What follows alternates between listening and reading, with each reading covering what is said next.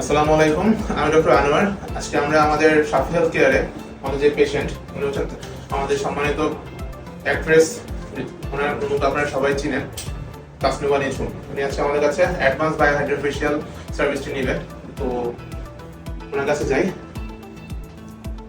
Hello, আমি তাসনুবা নিঝুম। আমার যেহেতু রেগুলার মেকআপ করা হয় এবং রেগুলার আমাকে একটা লং টাইম আমার ফেসে মেকআপটা স্টে করাতে হয়, সো সেই জায়গা থেকে আমার ফেসের অবস্থা খুবই বাজে হয়ে গেছে। আপনারা অলরেডি দেখতে পাচ্ছেন এখন আমি একটা নো মেকআপ লুকে আছি।